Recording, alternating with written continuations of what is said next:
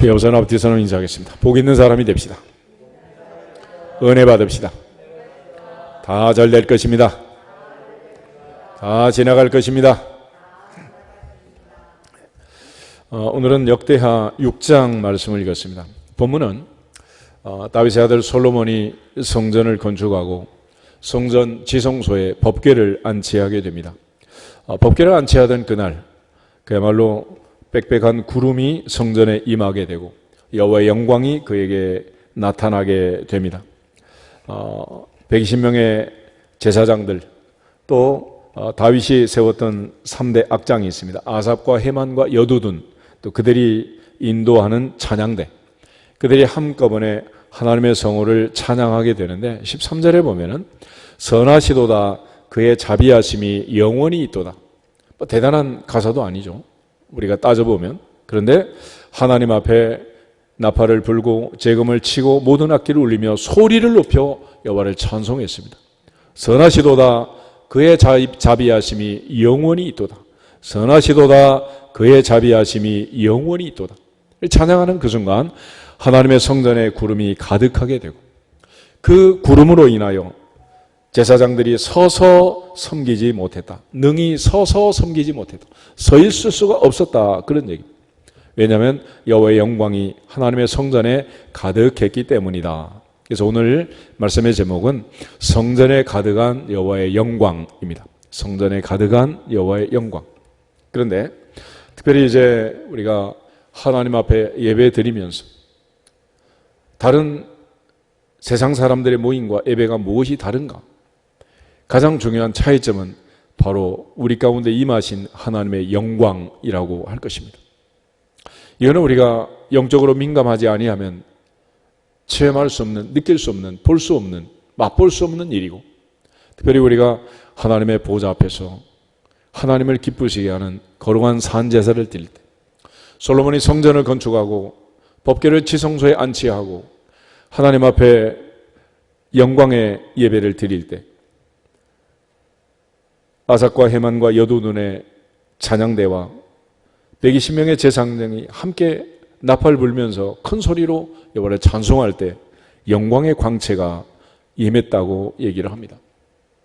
우리가 예배 때마다 찬양하면서 하나님의 영광을 구하고 기도할 때마다 하나님께서 우리 가운데 영광 가운데 임재할 수 있도록 기도하고, 말씀을 들을 때마다 사람의 말이 아닌 하나님의 말씀을 들을 수 있도록 영의 귀가 열려지고, 봉헌할 때 하나님 앞에 예물을 드리는, 하나님이 기뻐하시는 예물을 드릴 수 있도록 우리가 예배를 드릴 때 영광의 광채가 임하게 될 줄로 믿습니다. 이스라엘 백성들이 광야에서 40년 살 때 낮에는 구름기둥, 밤에는 불기둥이 그들에게 임했습니다. 이것이 바로 하나님의 영광의 임재를 상징했습니다. 구름을 히브리어로 쉐키나라고 하는데, 그래서 모세가 시내산에 올라갈 때 빽빽한 구름이 시내산을 덮었고 구름 속에서 큰 음성으로 말씀하신 하나님의 음성을 듣고 이스라엘 백성들이 감당할 수 없는 그 두려움에 하나님께서 모세를 통해서 말씀하시고 모세가 우리에게 말하도록 그렇게 해주세요, 그런 요청을 하게 됩니다. 그러한 그 모세까지라도 하나님 앞에 영광을 구했지만 그는 주의 얼굴을 보지 못하고 등만 보았다, 이런 기록이 있는데 우리 출애굽기 33장을 한번 찾아보겠습니다. 출애굽기 33장 17절부터 23절에 보면 하나님의 사람 모세가 시내산에 올라가서 40일씩 금식기도하면서 그 하나님의 임재를 체험하고 또 갈망하는 그런 상황인데, 우리 17절부터 23절 천천히 맞추어서 같이 한번 읽어보도록 하겠습니다. 여호와께서 모세에게 이르시되 내가 말하는 이 일도 내가 하리니 너는 내 목전에 은총을 입었고 내가 이름으로도 너를 알미니라. 모세가 이르되 원하건대 주의 영광을 내게 보이소서. 여호와께서 이르시되 내가 내 모든 선한 것을 내 앞으로 지나가게 하고 여호와의 이름을 내 앞에 선포하리라. 나는 은혜 베풀 자에게 은혜를 베풀고 긍휼히 여길 자에게 긍휼을 베푸느니라. 또 이르시되 내가 내 얼굴을 보지 못하리니 나를 보고 살 자가 없음이니라. 여호와께서 또 이르시기를 보라 내 곁에 한 장소가 있으니 너는 그 반석 위에 서라.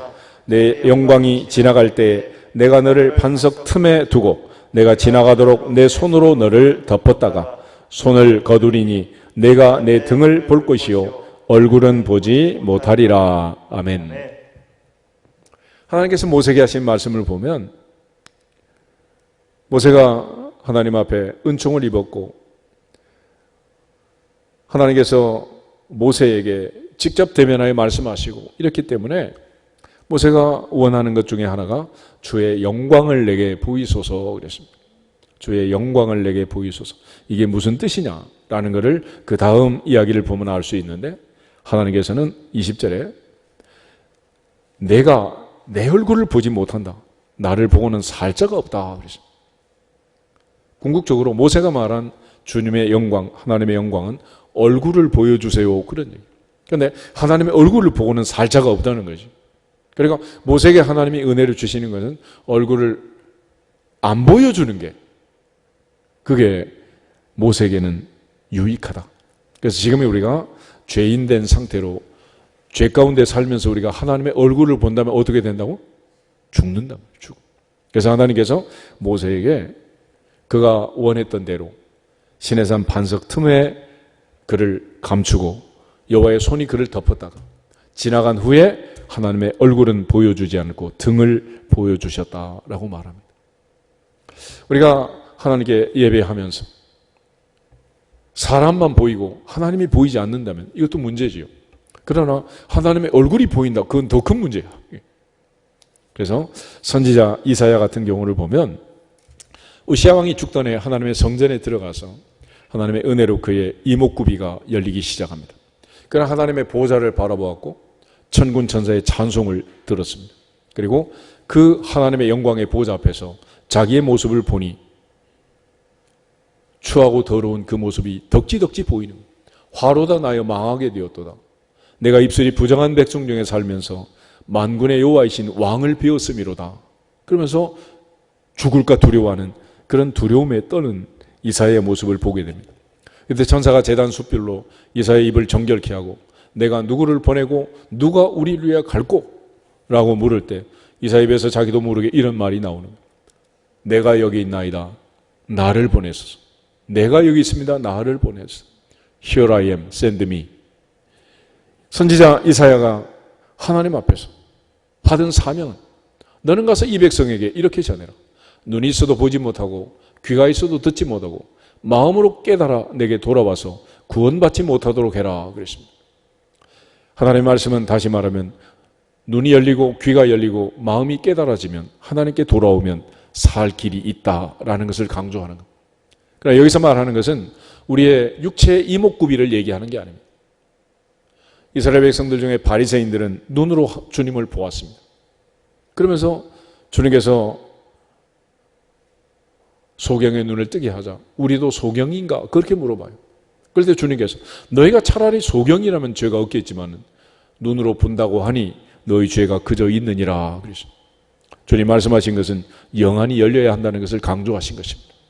우리가 하나님 앞에 거룩한 산제사를 드리고 신령한 예배를 드리기 위해서 하나님의 성령의 인도하심을 따라서 볼 수 있는 눈이 열려지고 들을 수 있는 귀가 열려지고 깨달을 수 있는 마음이 임하기를 주님의 이름으로 축복합니다. 야곱은 아버지를 속이고 형을 속이고 도망을 가다가 베델에서 잠을 자게 됩니다. 사닥다리 환상을 보고 그가 일어나서 놀라운 깨달음을 가져요.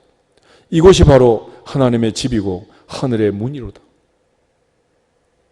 그는 그 깨달음 속에 어머니가 준 기름병을 돌베개에 있던 돌에 붓고 그곳에 단을 쌓고 서원 기도를 하게 됩니다.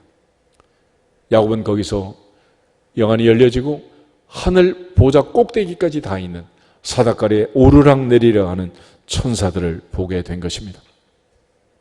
오늘 하나님 앞에서 우리 모두도 영안이 열려지고 영의 귀가 열려지는 은혜가 임하기를 주님의 이름으로 축복합니다. 스데반 집사님은 순교하면서 성령이 충만한 상태로 순교하면서 그는 하나님의 보좌를 보게 됩니다. 그리고 그 보좌 우편에 서 계신 주님의 모습을 또 보게 되는 거예요. 오늘 하나님 앞에서 스데반의 눈이 열린 것처럼 우리의 눈도 열려지기를 주님의 이름으로 축복합니다. 솔로몬 당시 120명의 찬양대와 제사장들이 하나님의 성호를 찬양할 때 영광이 임했던 것처럼 우리가 감사 찬송함으로 하나님의 임재를 체험할 수 있기를 주님의 이름으로 축복합니다. 특별히 사도 바울은 다메섹 도상에서 주님을 만나게 됩니다. 가다가 아무도 보지 못하고 듣지 못하는 해보다 덜 밝은 빛을 보고 눈이 멀게 되고 아무도 듣지 못하는 소리를 듣습니다. 사울아 사울아 내가 어찌하여 나를 핍박하느냐. 주여 누구십니까? 나는 내가 핍박하는 예수다. 같이 가는 사람들은 아무 소리도 듣지 못했지만 사도 바울은 그 소리를 들었고 다메섹에 들어가서 3일 동안 큰 회개와 더불어서 아나니아 선지자의 안수기도로 그의 눈에 비늘이 벗겨지고 새로운 세상을 보는 영안이 열려지게 된 것입니다. 오늘 신약시대에 와서는 바로 오순절에 성령이 임하심으로써 이러한 영적 임재 속에 하나님의 영광의 광채가 임하게 된 거예요. 우리 사도행전 2장을 한번 찾아보겠습니다. 사도행전 2장을 보시면 오순절에 있었던 사건을 기록하고 있는데 솔로몬의 성전에 하나님의 영광이 가득히 임한 것처럼 오순절에 성령의 임재가 성령의 충만함이 영광의 광채가 그렇게 임하게 된 거예요. 1절부터 4절 말씀 같이 한번 읽겠습니다. 오순절 날이 이미 이름에 그들이 다 같이 한 곳에 모였더니 호련히 하늘로부터 급하고 강한 바람 같은 소리가 있어 그들이 앉은 온 집에 가득하며 마치 불의 혀처럼 갈라지는 것들이 그들에게 보여 각 사람 위에 하나씩 임하여 있더니 그들이 다 성령의 충만함을 받고 성령이 말하게 하심을 따라 다른 언어들로 말하기를 시작하니라. 아멘. 1절은 오순절 날이고 4절 끝에는 시작했다 그랬습니다. 그날이 시작이었다. 오순절 날 성령이 임하면서 그날이 바로 시작이었다. 영적인 예배를 드리고 영광의 광채를 체험하는 첫 출발이었다라고 말합니다. 특별히 2절을 보면 하늘에서 급하고 강한 바람 같은 소리가 있어 그들이 앉은 온 집에 가득했다. 그들이 앉은 온 집에 가득했다. 유대인들은 특별히 기도할 때 서서 기도를 합니다.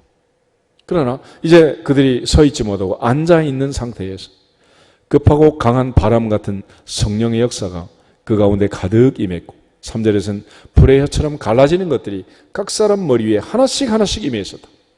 그래서 그들이 다 성령의 충만함을 받았고 다 성령이 말하게 하심을 따라 다른 언어들로 말하기를 시작했다. 오순절부터 성령 충만한 예배가 시작이 되고 그때부터 이제 하나님의 역사가 나타나게 된 것입니다.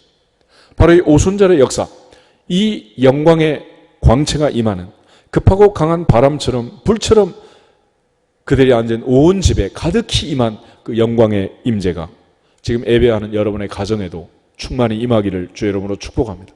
하나님의 성전에도 넘치기를 주님의 이름으로 축복합니다. 이 영광의 임재, 이 광채가 충만한 이것이 몇 가지 중요한 의미를 갖습니다. 첫째는 뭐냐?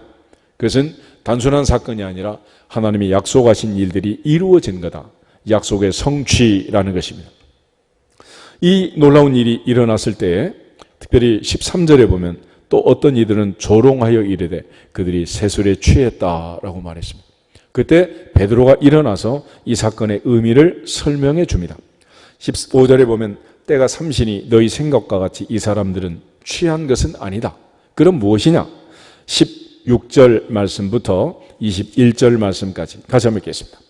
이는 곧 선지자 요엘을 통하여 말씀하신 것이니 일러스되 하나님이 말씀하시기를 말세에 내가 내 영을 모든 육체에 부어주리니 너희의 자녀들은 예언할 것이요 너희의 젊은이들은 환상을 보고 너희의 늙은이들은 꿈을 꾸리라. 그때 내가 내 영을 내 남종과 여종들에게 부어주리니 그들이 예언할 것이요 또 내가 위로 하늘에서는 기사를 아래로 땅에서는 징조를 베풀리니 곧 피와 불과 연기로다. 주의 크고 영원로운 날이 이르기 전에 해가 변하여 어두워지고 달이 변하여 피가 되리라. 누구든지 주의 이름을 부르는 자는 구원을 받으리라 하였느니라. 아멘. 사도 베드로가 이야기한 것은 이것은 선지자 요엘을 통해서 예언한 말씀이 이루어진 거다. 하나님의 약속의 말씀, 예언의 말씀이 이루어진 거다라고 얘기합니다. 성경에 일어난 사건은 그냥 일어난 사건이 아니라 하나님의 약속을 이루는, 성취하는 사건. 예수님이 이 땅에 태어나신 것도, 십자가에 돌아가시는 것도, 오순절에 성령을 부어주시는 것도 모두가 다 약속과 성취였습니다. 예수께서는 승천하시기 전에 누가복음 마지막에서 아버지의 약속하신 것을 기다려라. 너희는 몇 날이 못되어 성령으로 세례를 받을 것이다 라고 말했습니다. 그리고 사도행전에 와서도 같은 약속을 계속해서 주십니다. 아버지의 약속하신 것을 기다려라. 성령의 세례를 받아야 한다. 오직 성령이 너희에게 임하시면 너희가 권능을 받고 예루살렘과 온 유대와 사마리아와 땅끝까지 이르러 내 증인이 되리라. 그래서 120명의 성도들이 식음을 전폐하고 열흘 동안 오로지 기도에 힘썼을 때 이 놀라운 성령의 임재가 나타나게 된 것입니다. 하나님 앞에서 오순절날 불처럼 바람처럼 임한, 온 집에 가득하게 각 사람에게 하나씩 하나씩 불로써 임한 그 성령의 충만함, 그들을 향해서 하나님이 약속하신 그 약속을 지켜준 사건이다. 그래서 오순절 사건은 그냥 사건이 아니라 하나님의 약속이 이루어진 사건입니다.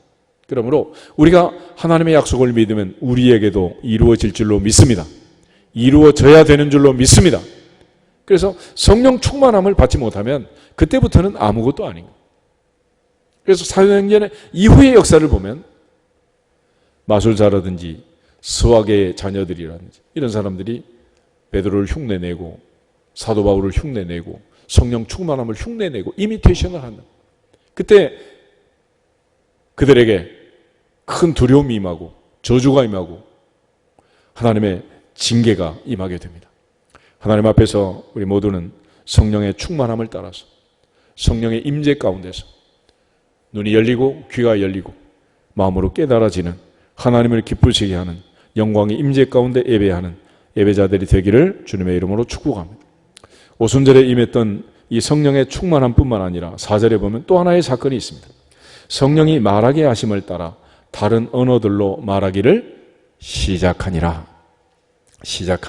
이 말씀 역시 하나님께서 행하신 일에 대한 성취인데, 다 같이 창세기 11장을 한번 찾아보겠습니다. 창세기 11장에 보면 인류가 이제 바벨탑을 쌓는 사건이 있고 하나님께서 그 탑 쌓는 것을 멈추게 하시는 일이 있어요. 많은 사람들이 신할 평지에 와서 탑을 쌓으면서 성읍을 건설하면서 그 탑 꼭대기를 하늘에 닿게 하여 우리의 이름을 내고 온 지면에 흩어짐을 면하자 그랬습니다. 그때 하나님이 내려오셔서 그 광경을 보시고 하신 일이 그 성을 멈추고 성 건축하는 일을 멈추고 언어를 혼잡하게 하신 일이었는데 6절 말씀부터 5절부터 8절을 같이 한번 읽도록 하겠습니다. 5절부터 8절. 여호와께서 사람들이 건설하는 그 성읍과 탑을 보려고 내려오셨더라. 여호와께서 이르시되 이 무리가 한 족속이요 언어도 하나이므로 이같이 시작하였으니 이후로는 그 하고자 하는 일을 막을 수 없으리로다. 자, 우리가 내려가서 거기서 그들의 언어를 혼잡하게 하여 그들이 서로 알아듣지 못하게 하자 하시고, 여호와께서 거기서 그들을 온 지면에 흩으셨으므로 그들이 그 도시를 건설하기를 그쳤더라. 아멘. 그들이 언어가 하나이고 족속이 한 족속이고 그들이 모두가 하나이기 때문에 이후로는 막을 수 없다 그랬습니다. 고린도전서 1장에 가면 사도 바울이 고린도 교회 그 당파 파벌 문제, 여러 가지로 갈등과 대립하는 그 교회의 해법을 제시합니다. 너희가 같은 마음과 같은 생각과 같은 뜻을 가지고 같은 말을 하면 같은 열매를 거두게 된다. 해결할 수 있다 그랬죠. 그러니까 우리가 하나가 되면 해결하지만 하나가 되지 못하면 해결이 안 되는, 에베소 4장 3절 말씀처럼 성령이 하나 되게 하신 것을 힘써 지키라 그랬습니다. 우리가 내 생각 가지고 하나가 되겠습니까? 될 수 없죠. 우리가 오직 하나님의 생각에 뜻을 맞춰야 되는데, 그러기 위해서는 성령이 역사해야 되고, 예수님 십자가의 보좌 앞에서 나의 원대로 마시고 아버지의 원대로 하옵소서. 하나님과 나 사이에 갈등이 있는데 그 갈등을 해결하는 방법이 뭐냐? 하나님의 뜻에 순종하는 거라. 그런데 내 뜻이 완고하면 아담처럼 불순종하고 죄를 짓게 되지 순종하게 되지 않는. 그래서 성령이 오셔서 성령이 역사하지 아니하면 안 된다. 그래서 오히려 하나님께서는 여기서 그들의 언어를 혼잡케 해서 일을 멈추도록 했습니다. 그런데 오늘 사도행전 2장에 오게 되면 이 언어를 통일시키고 모든 사람들이 알아들을 수 있는 말을 할 수 있도록, 자가마치 13개국, 15개국에서 온 많은 순례자가 있었습니다. 그들이 자기들이 태어난 곳 방언으로 갈릴리 사람들의 말을 알아들었다는 거예요. 사도행전 2장을 다시 보시면은 5절에 그때 경건한 유대인들이 차다 각국으로부터 와서 예루살렘에 머물러 있더니 이 소리가 나매 큰 무리가 모여 각기 자기의 방언으로 제자들이 말하는 것을 듣고 소동했다. 다 놀라 신기하게 여겼고 보라, 이 말하는 사람들이 갈릴리 사람들이 아니냐. 우리 각 사람이 난 곳 방언으로 듣게 되는 것은 어찌 됨이냐. 그래서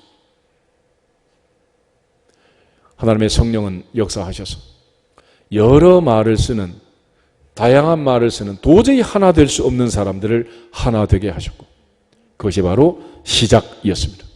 그래서 성령의 충만함 뿐만 아니라 방언의 역사도 약속의 성취라는 것입니다. 이사야 28장 11절 한 절만 더 읽어보겠습니다. 이사야 28장 11절 말씀을 보면 선지자 이사야가 장차 일어날 미래의 사건에 대해서 얘기하는 이 예언의 말씀 중에 이 방언과 관련된 말씀이 기록이 되어 있어요. 28장 11절 한 절만 읽겠습니다. 그러므로 더듬는 입술과 다른 방언으로 그가 이 백성에게 말씀하시리라. 아멘. 모든 사람이 알아들을 수 있도록, 입술에서 나오는 모든 말을 다 알아들을 수 있도록. 그래서 다윗은 내 입술의 말이 마음의 묵상이 주님 앞에 연락되기를 원합니다. 그래서 하나님 우리 말을 다 알아들을 수 있지만 우리 하나님 말씀을 알아듣지 못하잖아요. 그래서 이 오순절 사건, 이 사건은 약속과 성취였다라는 것입니다. 그다음에 또 하나 여기서 이제 우리 포인트가 있는데 120명이 솔로몬의 성전에서도 120명이 서서 섬기지 못하고 넘어지는 이런 장면을 보게 되는데, 지금 사도행전에서도 이 성령의 충만을 받고 다 다른 언어로 말하기를 시작했던 사람의 숫자가 사도행전 1장 15절을 보면 이렇게 되어 있습니다. 모인 무리의 수가 약 120명이나 되더라. 120명. 그래서 120명에게 영광의 광채가 임한, 솔로몬의 성전에서 임했던 그 영광의 광채를 체험한 사람이 120명, 또 오순절에 성령의 충만함을 입고 체험한 사람들이 120명.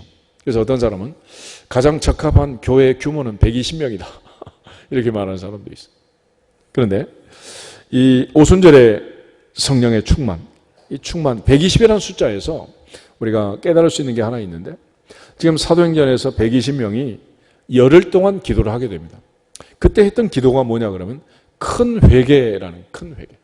예수님을 부인하고 예수님을 저주했던 베드로부터 시작해서 120명이 하나님의 은혜를, 성령의 충만함을 받기 위해서 먼저 주님께서 큰 회개로 깨끗한 그릇을 준비하시고 그들에게 성령을 부어주신 거예요. 그러면 우리가 어떤 죄를 회개해야 되는가? 장로님, 오늘도 이제 우리가 회개해야 할 것을 하나님이 사인을 주신 거 아니냐 그런데, 이 사인 앞에서 우리가 도대체 무슨 죄를 회개하라는 거냐? 근데 이 120이라는 숫자에서 중요한 깨달음을 우리가 가질 수 있어요. 창세기 6장을 한번 찾아보겠습니다. 창세기 6장을 보면 하나님의 성령이 임하기 전에 우리가 이제 해야 할 회개의 내용 중에 이런 게 있습니다. 1절부터 3절 말씀을 같이 한번 읽어보도록 하겠습니다. 하나님이 사람이 땅 위에 번성하기 시작할 때 그들에게서 딸들이 나니 하나님의 아들들이 사람의 딸들의 아름다움을 보고 자기들이 좋아하는 모든 여자를 아내로 삼는지라.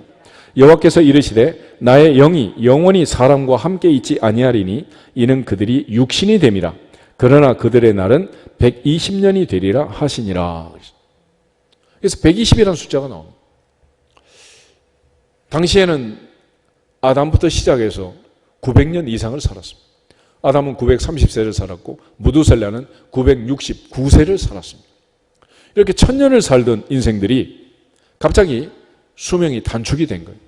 노아의 홍수를 기점으로 해서 하나님이 120년으로 단축을 시킵니다. 모세는 시편 90편에서 인생이 강건하면 70이고 80이다. 그러니까 하나님이 정상적으로 한 120년 살도록 세팅을 해놨음에도 불구하고 기껏해야 70, 80 이 정도밖에 못 산다는. 그러니까 요즘 이제 인간 100세 시대 얘기하는데 우리가 하나님의 뜻대로 순종하며 정상적으로 살면 얼마까지는 살 수 있다? 120. 그래서 요즘 이제 재수 없으면 120년 산다 이렇게 말하는데 이 120이라는 게 어디서 나오냐? 여기 이제 120년이 나오고. 그런데 왜 이때 당시에 이렇게 하나님이 인간의 수명을 감추게 했냐는. 그리고 1절 2절에 나와 있는 이 말씀이 바로 하나님의 성령이 인간을 떠나게 되고 하나님이 성령으로 인간과 함께 하지 않고 인간의 수명이 단축된 결정적 이유가 지금 기록이 되어 있습니다. 거기 보면 사람이 땅 위에 번성하기 시작할 때 그들에게서 딸들이 태어났다. 그런데 하나님의 아들들이 사람의 딸들의 아름다움을 보고 자기들이 좋아하는 모든 여자를 아내로 삼는지라 그랬습니다.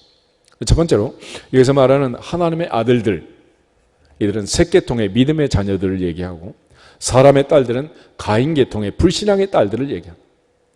다시 말하면 하나님의 자녀가 하나님의 아들들이 해야 할 그 권세와 위치에서 자기 자리를 잘 지키지 않고 신앙을 지키지 않는 거예요.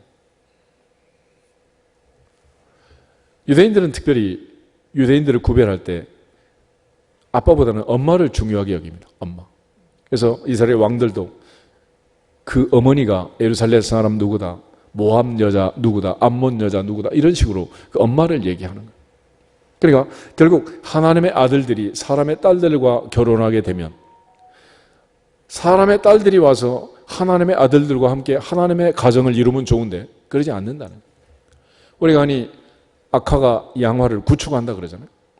공부를 못하는 애와 잘하는 애 같이 다니면 둘 다 잘하게 되면 좋은데 둘 다 못하게 될 확률이 굉장히 많아요. 착한 애와 나쁜 애가 같이 다니면 둘 다 착하게 되면 좋겠는데 그러지 않는 경우가 많다는 거예요. 공부를 열심히 하는 애와 노는 애가 같이 다니면 둘 다 공부를 열심히 하면 얼마나 좋겠어요. 그러지 않는 경우가 많다는 거예요. 그래서 하나님의 아들들은 하나님의 딸들과 짝을 맺고 가정을 이루어야지 사람의 딸들과 이렇게 하다 보니까 이게 지금 이제 홍수가 터지는 원인이 됩니다. 하나님 앞에서 우리 신앙을 잘 지켜내는 믿음 있는 사람들이 되기를 주 이름으로 축복합니다. 우리가 우리의 신앙을 잘 지켜내지 못하고 빛과 소금의 역할을 잘하지 못하고 우리가 우리의 신분과 우리의 위치에서 하나님의 은혜를 우리가 망각하고 살았기 때문에 사사세리처럼 각기 자기 소견에 오른 대로 살다 보니 결국 하나님이 약속하신 에덴 동산을 빼앗기고 결국은 이 대홍수로 멸망하는 이 멸망의 길을 가고 있는 것입니다. 또 하나는 사람의 딸들의 아름다움을 보았다. 그리고 자기들이 좋아하는 모든 여자를 아내로 삼았다 그랬는데 여기서 자기들이 좋아하는 여자를 선택했다. 자기가 좋아하는 사사시대처럼 자기 소견에 오른 대로 이제는 하나님도 한 표 나도 한 표야. 그리고 하나님 뭐라 그러든지 하나님 생각이고 내 생각은 따로 있습니다. 그래서 요즘 애들이 그거는 엄마 생각이고 그러면서 이제 자기 생각을 주장하는 것처럼 인간이 이제 이런 세상이 되고 만 거예요. 결국 내가 좋아하는 여자를 내 아내로 삼는 이런 일을 했던 것. 이것이 바로 홍수의 배경이 된 거예요. 요즘 세상이 계속해서 조장을 하고 강조를 합니다. 네 생각이 답이다. 네가 좋아하는 일을 해라. 하고 싶은 일을 해라. 그렇지만 하나님께서는 내가 하고 싶은 것, 내가 좋아하는 일이 있지만은 좋은 일을 해야 되고 하나님이 기뻐하시는 일을 해야 된다고 얘기를 하는 거예요. 이것이 바로 세상이 이렇게 혼란하게 되고 어지러운 세상이 되는 이런 어마어마한 결과를 가져오게 되고 요즘 뭐 차별금지법이고 뭐 동성애고 여러 가지 얘기를 하지만은 많은 사람들이 자기 좋은 대로만 살다 보면 이 세상 끝이 없이 어려움을 당하고 말 것입니다. 또 하나 중요한 것은 사람의 딸들의 아름다움을 보았다. 외모 지상주의. 껍데기를 보고 살았던, 선택했던 이것이 우리의 일상을 멈추고 대홍수로 인류가 멸망하게 되는 또 하나의 원인이 된 거예요. 사도 베드로에게 하나님이 깨닫게 하신 그리고 사도 베드로가 회개하고 사도 베드로가 거듭나는 과정에서 그가 이 모든 것을 회개하고 정리하고 120명이 큰 회개를 함으로써 이제 성령이 임하고 다시 하나님의 영이 사람과 함께하는 그런 우리 몸을 성전 삼아 성령님이 임하시는 오순절의 성령이 우리 가운데 오시는 그 계기가 마련이 되는 거예요. 그러므로 여기서 말하는 대로 하나님의 아들들이 믿음의 신앙생활을 잘하고 우리 자녀들 대대로 신수성과를 이루기를 주님의 이름으로 축복합니다. 내가 좋아하는 것보다는 하나님을 기쁘시게 하는 예수님처럼 나의 원대로 마시고 아버지 원대로 하옵소서 기도하고 아버지의 뜻을 찾는 우리 모두가 되기를 주의 이름으로 축복합니다. 동시에 사람의 딸들의 아름다움을 보고 속으면 안 된다는 거예요. 하나님께서 사무엘을 통해서 다윗을 세울 때 장자 엘리압을 보고 2세의 장자 엘리압을 보고 첫눈에 반한 사무엘에게 얘기합니다. 그 용모와 신장을 보지 말라. 내가 이미 그를 버렸노라. 사람은 외모를 보거니와 나 여호와는 중심을 본다라고 말했습니다. 야고보 역시 야고보서에 가면 사람의 외모를 보고 차별하지 말고 교회 안내할 때 외모 보고 좋은 자리로 네 맘대로 자리로 그렇게 안내하지 말라는 거예요. 사람 외모 보지 말아라. 베드로가 여기에 대한 깨달음을 갖는 것, 이것이 바로 이제 이방 선교의 문을 여는 건데 사도행전 10장을 한번 찾아보겠습니다. 사도행전 10장을 보시면 고넬료의 집에 이제 신방을 가게 되죠. 그래서 사도 베드로가 왜 바쁜 사람 불렀느냐라고 물어봐요. 그럴 때 고넬료가 이제 대답을 하게 되는데 29절부터 35절 말씀을 같이 한번 읽어보겠습니다. 29절 부름을 사양하지 아니하고 왔노라. 묻노니 무슨 일로 나를 불렀느냐. 고넬료가 이르되 내가 나흘 전 이맘때까지 내 집에서 제9시 기도를 하는데 갑자기 한 사람이 빛난 옷을 입고 내 앞에 서서 말하되 고넬료야 하나님이 내 기도를 들으시고 내 구제를 기억하셨으니 사람을 요바에 보내어 베드로라 하는 시몬을 청하라. 그가 바닷가 무두장이 시몬의 집에 유숙하느니라 하시기로 내가 곧 당신에게 사람을 보내었는데 오셨으니 잘하였나이다. 이제 우리는 주께서 당신에게 명하신 모든 것을 듣고자 하여 다 하나님 앞에 있나이다. 베드로가 입을 열어 말하되 내가 참으로 하나님은 사람의 외모를 보지 아니하시고 각 나라 중 하나님을 경외하며 의를 행하는 사람은 다 받으시는 줄 깨달았도다. 아멘. 베드로의 이 깨달음 하나가 이방 선교의 문을 열고 고넬료의 집에 가서 세례를 베풀고 이방인들에게 세례를 베풀고 말씀을 전하고 이방 선교의 문이 열리는, 그래서 44절부터 48절 고넬료의 집에 성령이 임하는 이 사건이 바로 이방인의 오순절이라고 하는 거예요. 이 깨달음 때문에 아브라함과 전혀 관계가 없는 우리가 아브라함의 자손이 되고 이 코로나 상황에서도 예배를 드려야 된다고 이렇게 매달리는 하나님의 자녀의 권세를 얻게 된 거예요. 하나님 앞에서 하나님의 자녀들밖에 살지 못했던 것, 자기 소견에 오른 대로 자기가 좋아하는 여자 선택해서 자기 멋대로 살았던 것, 특별히 외모를 보고 껍데기를 보고 잘못 선택하고 잘못 판단하고 에덴 동산을 빼앗기고 소돔과 고모라를 선택한 대홍수 속에 인류가 멸망해 갔던 그 비극이 다시 지금 우리 눈앞에 펼쳐져 있단 말이에요. 솔로몬의 성전에서 120명이 법궤를 지성소에 모실 때에 영광의 광채가 임했던 것처럼 내가 죽고 내 안에 주님이 살아계시고 말씀이신 그분이 우리 가운데 찾아올 때 하나님의 은혜가 임할 줄로 믿습니다. 내가 문 밖에 서서 두드리노니 누구든지 내 음성을 듣고 문을 열면 나는 그에게로 들어가 그로 더불어 먹고 그는 나로 더불어 먹으리라 그랬잖아요. 주님이 문을 두드림을 민감하게 듣고 영접하고 법궤를 지성소에 모신 것처럼 우리의 성전에 말씀의 본체이신 예수님을 모시는 우리 모두가 되기를 주 이름으로 축원합니다. 그곳에 영광이 임한다. 또 하나 오순절에 120명이 이 영광의 임재에 들어가게 된 것은 열흘 동안 오로지 기도에 힘쓰고 큰 회개로서 과거를 정리하고 베드로가 이 깨달음을 갖기까지 하나님이 그를 붙드시고 은혜를 주셔서 우리 가운데 이 놀라운 일들이 일어나게 된 것입니다. 불처럼 바람처럼 온 집에 임했던 이 영광의 광채로 인해서 정말로 중요한 결론은 뭐냐? 베드로가 변한 것입니다. 예루살렘이 소동하고 많은 사람들이 고침을 받고 치유를 받고 온 세상이 변화된 것도 중요하지만 베드로가 변화가 된 거예요. 하나님 앞에서 무엇보다도 내 자신이 변하는 성령의 임재가 있기를 주님의 이름으로 축복합니다. 성령은 베드로의 언어를 주장하셨고 베드로의 생각을, 감정을 조율하시고 변화시켰습니다. 계집종 앞에서도 3번씩이나 부인하던 그 베드로, 대제사장 앞에서도 그는 아주 담대한 사람이 되었습니다.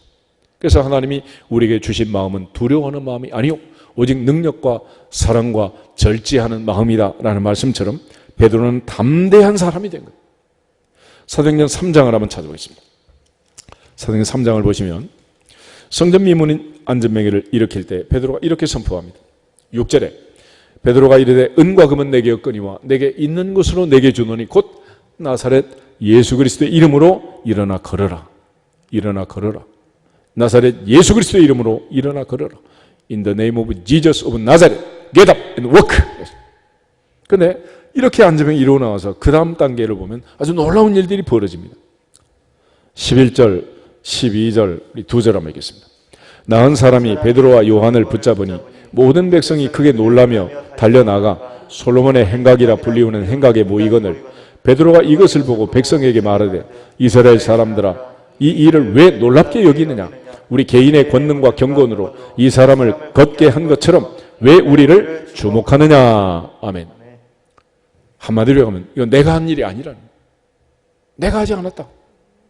나는 이럴 일을 할 수 있는 경건한 사람이 아니다라고 말해요. 그럼 어떻게 일어나는 거냐?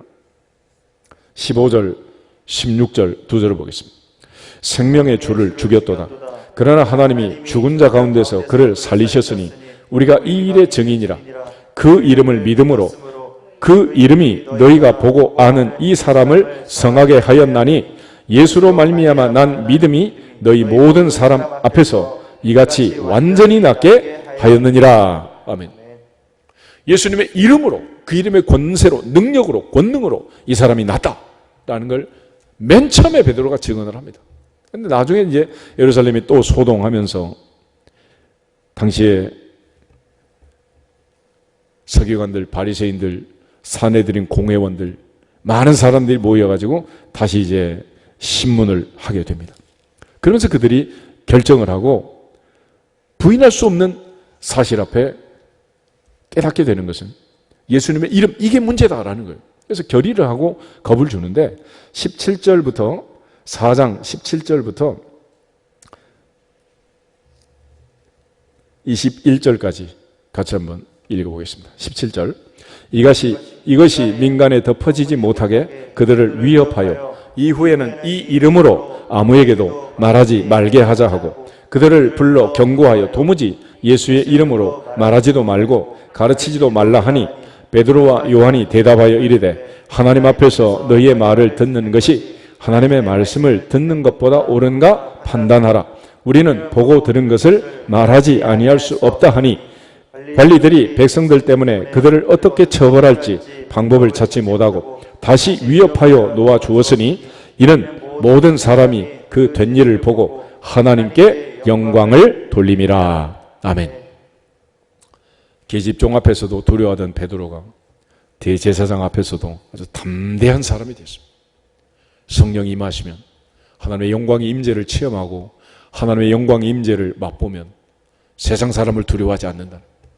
예수님께서도 몸은 죽여도 영혼을 죽이지 못하는 자들을 두려워하지 말고 오직 몸과 영혼을 지옥에 멸하시는 하나님만 두려워해라 그랬습니다. 우리는 보고 들은 것을 말하지 아니할 수 없다. 예수님의 이름의 권세, 그 능력으로 영적 전쟁에 승리하기를 주님의 이름으로 축복합니다. 또 하나 이제 이 오순절 사건의 특징은 뭐냐면 2000년 전에 있었던 오순절 사건, 그 사건 자체만 보면 그거는 2000년 전에 있었던 단회적 사건이라는 거예요. 그런데 그때 역사했던 성령의 능력과 성령의 권능은 지금도 진행형이다. 현재 진행형이다. 할렐루야. 지금도 계속되는 거예요.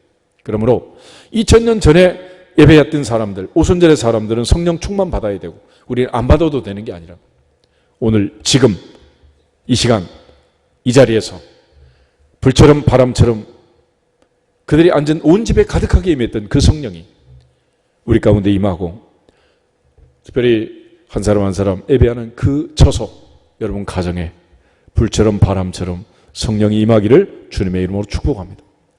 그래서 이거는 과거의 사건이 아니라 현재의 사건이에요. 미래의 사건이 아니라 현재 사건이에요. 그래서 보라, 언제가 구원받을 만한 때다? 언제가 은혜 받을 때다? 지금이라. 지금. 보라, 지금이 은혜 받을 만한 때고 지금이 구원의 날이다 그랬습니다. 예배 드릴 때마다 현재적으로 하나님이 성령의 임재 속에 영안을 열어주시고 영의 귀를 열어주시고 마음으로 깨닫게 하셔서 항상 성령의 충만함을 체험할 수 있기를 주님의 이름으로 축복합니다. 그래서 사건으로 말하면 단회적 사건이지만 능력으로 말하면 이것은 반복적이고 계속되는 일이라. 그래서 오직 성령이 너희에게만 하시면 너희가 권능을 받고 예루살렘과 온 유대와 사마리아와 땅 끝까지 이르러 내 증인이 되리라 하신 말씀, 한 사람 한 사람 내게 주신 주님의 명령으로 듣고 순종하면 우리에게도 권능이 임하고 역사를, 사명을 감당할 수 있는 힘이 주어질 줄로 믿습니다. 하나님 앞에서 이러한 성령의 능력을 우리가 체험하고 베드로처럼 사역을 할 수 있어야 됩니다. 사도행전 5장을 한번 더 보겠습니다. 5장 12절부터 16절까지.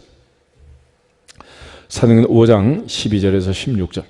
사도들의 손을 통하여 민간의 표적과 기사가 많이 일어나매 믿는 사람이 다 마음을 같이하여 솔로몬 행각에 모이고 그 나머지는 감히 그들과 상종하는 사람이 없으나 백성이 칭송하더라.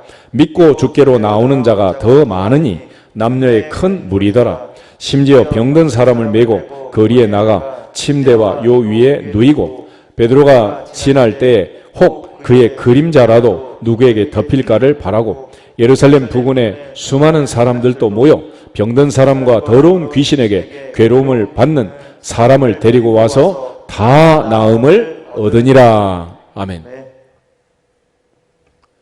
예수님께서 이 땅에 오셨을 때 각세병자를 고치셨습니다. 그거는 과거의 일이 아니에요. 베드로는 지금 자기 사역에서 현재적으로 지금 주님이 명하신 대로 주님이 하셨던 일을 하고 있는 거예요. 축사를 하고 치유를 하고. 사도행전 13장에 안디옥 교회에서 성령의 인도하심을 따라 투표를 해서 바나바, 바울을 첫 번째 선교사로 선택하고 파송을 하게 됩니다.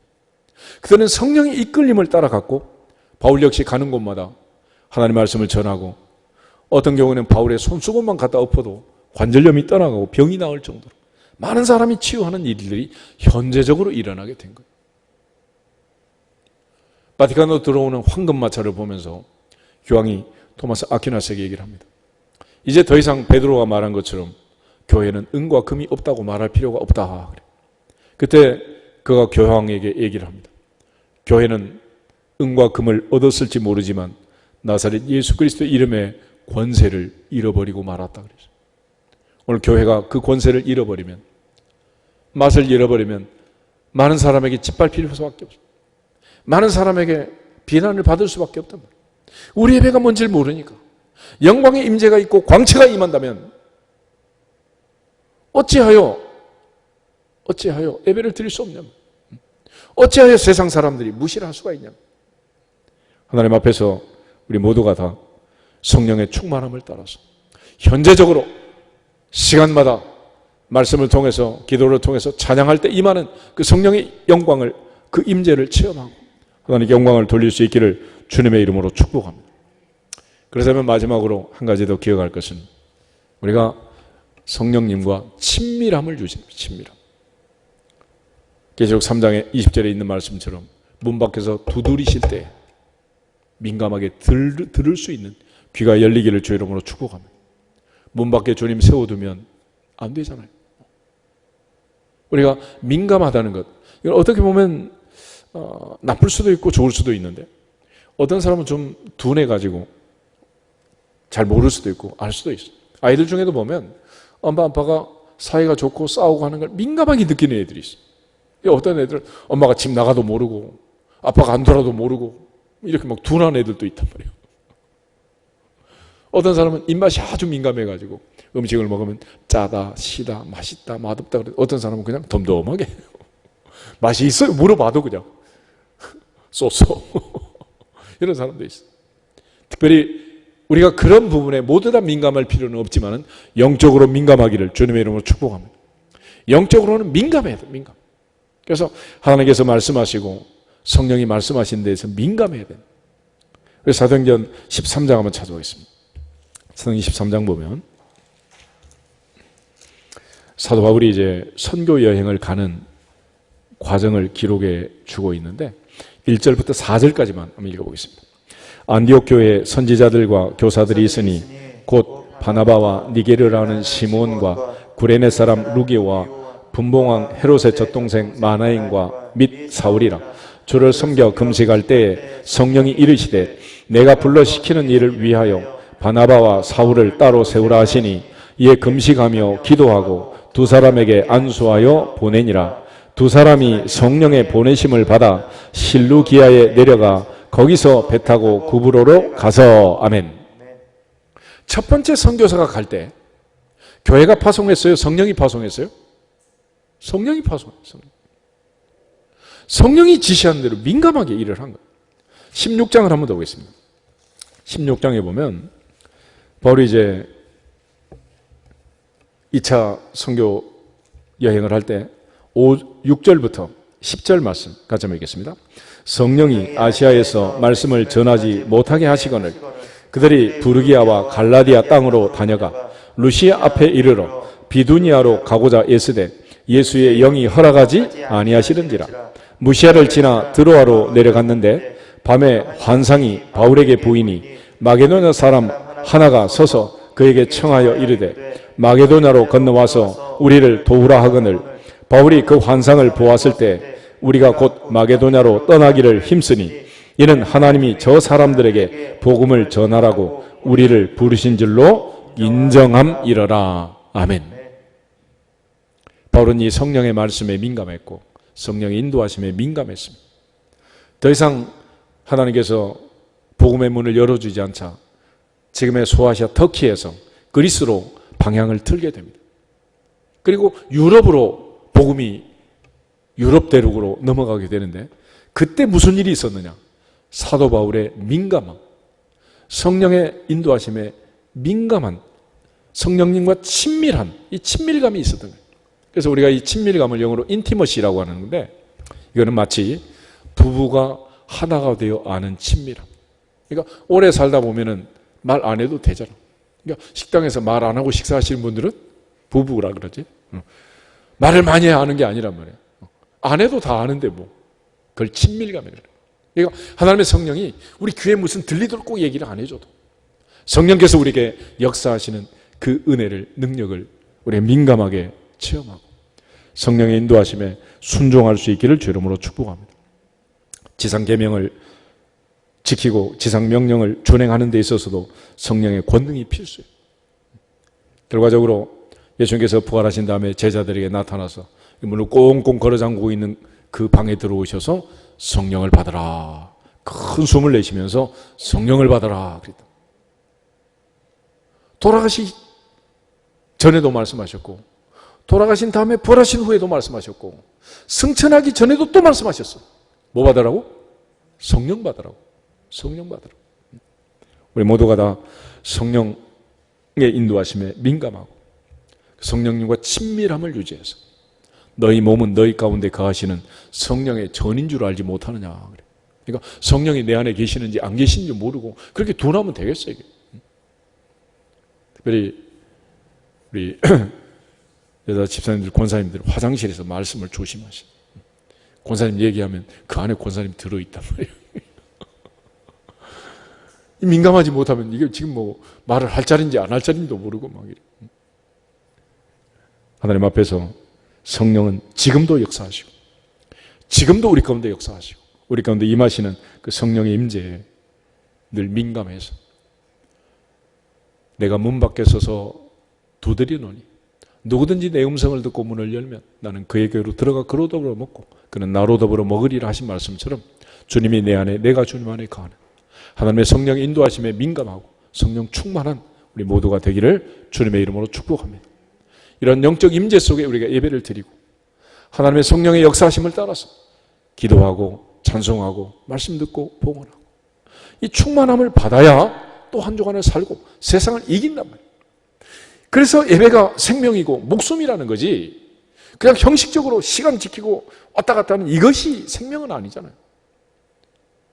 하나님의 말씀을 통해서 우리에게 약속하신 오순절에 오신 그 불처럼 바람처럼 임한 그 성령, 오늘도 이 시간 이 자리에, 내가 있는 그 자리에 내 몸을 성전 삼아 임하기를 원하신 성령님께 마음을 열고 주님을 모셔드리는 성령으로 충만한 예배자가 되기를 주님의 이름으로 축복합니다.